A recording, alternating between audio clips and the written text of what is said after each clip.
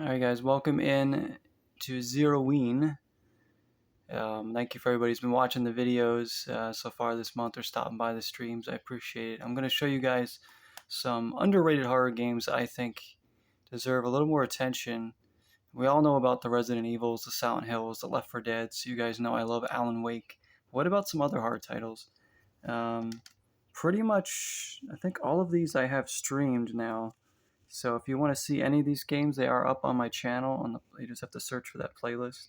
But I think these are all worth checking out if you're into horror titles. Let's start with the Nintendo Switch and a wonderful survival horror in Tormented Souls. This is a really good indie title. Was pleasantly surprised by this. It's not necessarily creepy, but it captures that old clunky, janky survival horror vibe for sure. It's a fun world to explore, and it's a neat story. Really cool game for the Switch. If you're a fan of Resident Evil, Silent Hill, you should probably pick this up. It's on other consoles too. Here's one that we streamed this year as well. This is Ikai. This is a neat Japanese horror game, really fun. Not a particularly long game, but it was a fun playthrough. There's some creepy things to it, and just really really neat setting as well. Another one that kind of surprised me, Ikai. Here's probably the best Goosebumps game that there is, and that's Goosebumps Dead of Night. I've played pretty much all the ones that are on console, and this one I think is the best one. First person, with puzzles and stuff and minor combat and everything. I thought this was pretty good. Not amazing, but it certainly gives you the Goosebumps vibes. If you're a fan of Goosebumps, you might want to check out this game, Dead of Night. Those are for the Switch. For the NES, is a game that I only played recently for the first time to try, and it was Friday the 13th.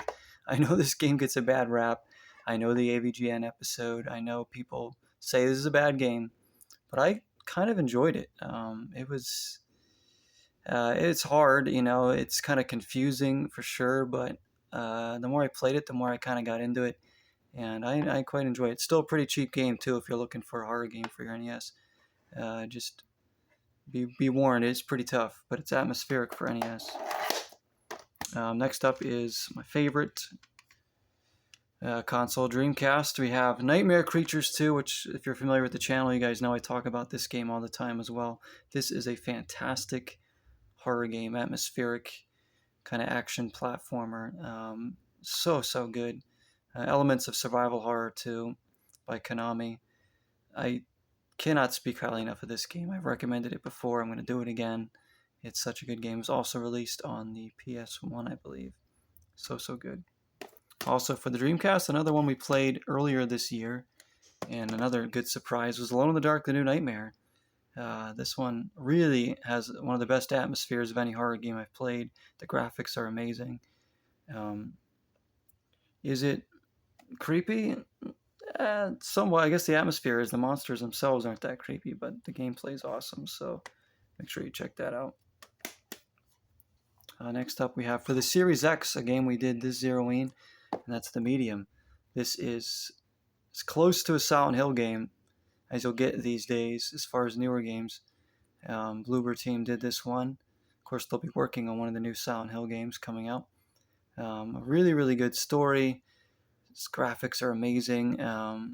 There's certainly some creepiness to it, some good puzzles, and just really, really cool game. Something different. I'm always a fan of new IPs in the day and age where there's all a bunch of remakes and remasters, which is fine, but not my cup of tea. I'm more interested in the new IPs. Show me something new. Show me something I haven't played before. Don't make me spend $60, $70 on a game that essentially already owned before. But this is certainly a good one. I highly recommend The Medium. Now, Xbox One we're currently playing through. That's The Evil Within. This is a great Resident Evil type horror game by Bethesda. Of course, there's a sequel, which is also good. This deserves certainly playthrough if you're a fan of Resident Evil. It's scary. I think it's scarier than a lot of the third-person Resident Evils, and it's really, really hard, though. It's really hard, but it's quite an awesome game. It's a pretty long game, too. Here's another one, which I think goes under the radar that I really liked, Blair Witch, the Xbox One. This was excellent. I loved the atmosphere in this game. I loved exploring. I thought it was creepy. I thought it was just, I don't know. I just really, really liked what they did with it. I'm a big fan of the original Blair Witch film, so that certainly had a part to play with it. But I loved playing through this game. I thought it was really fun and certainly something that if you're in the mood for something new that you haven't tried before, check that one out. Here's a great first-person shooter, Killing Floor 2. I've played plenty of this on the channel. Excellent Doom-like gameplay here. Fighting off all sorts of monsters and great maps. So much fun. This game never gets old. Every time I put it in, I have a blast with it. Killing Floor 2, really good. Here's a little indie title that I streamed a long time ago, and that's Past Cure. While probably not a horror game at heart, it's more of a thriller, but it certainly has horror elements, and it's a third person. Very much an indie game. I thought this was pretty decent. The atmosphere was cool, the graphics were good.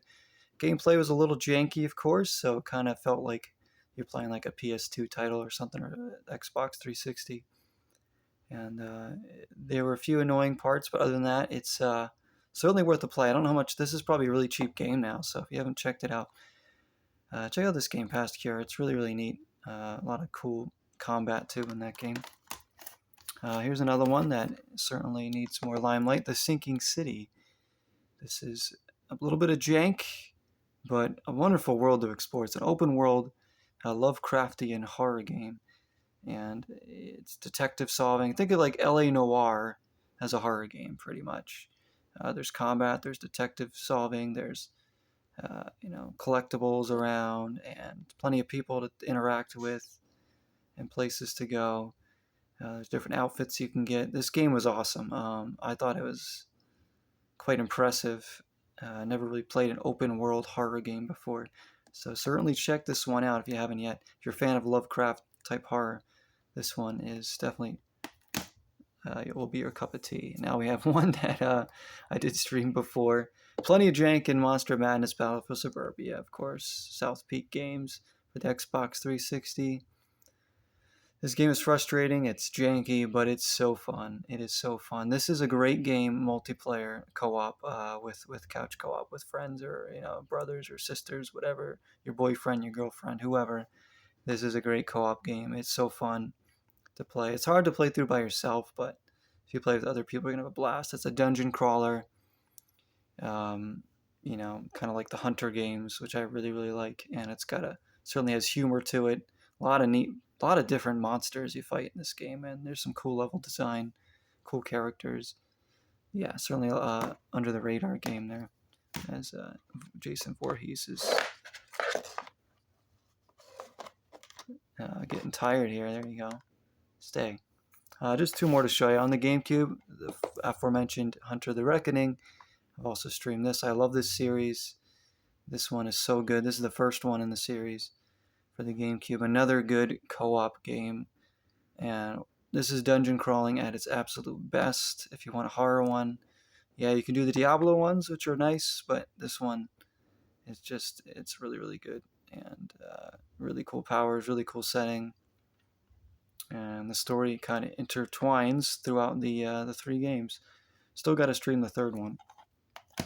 And last but definitely not least, one of my favorites, the X-Files Resistor Serve. There's two different playthroughs, which I've done now on the channel, of Mulder and Scully. This one kind of just, I don't know, like, nobody talks about this game. Nobody, streams it, other than me, I've seen. And it's very much Silent Hill. It's Silent Hill with an X-Files coat of paint over it. It's very authentic to the X-Files. It feels like you're watching an episode because it has the writers, it has the music, it has the likeness and voice acting of Gillian Anderson, David Duchovny. So it's really, really good. It is going up in price now. I got it when it was still cheap, thankfully. Now it's going up around $70, $80. But if you get your hands on it, it's so good. If you like Silent Hill, PS2 horror, this is one of the better ones. It is hard. You will probably need to use some codes to get through it, but it's definitely worth a playthrough. It's an excellent game that I always vouch for. And that's it, guys. Those are my under the radar horror games for now. I'm sure I'll play more throughout my life, but those are some of the ones that popped up right away. If you've played any of these, let me know. If there's any ones that you think I missed that I should play, please let me know in the comments. I'm definitely going to take suggestions, especially for like next Zeroween. On pretty much any console, let me know. I don't really do PC games, so if it's on console, definitely let me know about it. I'll be interested in jot it down. There's plenty more I know about. I just haven't played yet, so when I play them, I'll probably recommend them if they're good enough. Thank you for watching. Enjoy the rest of your October. Until next time, 0 is the number.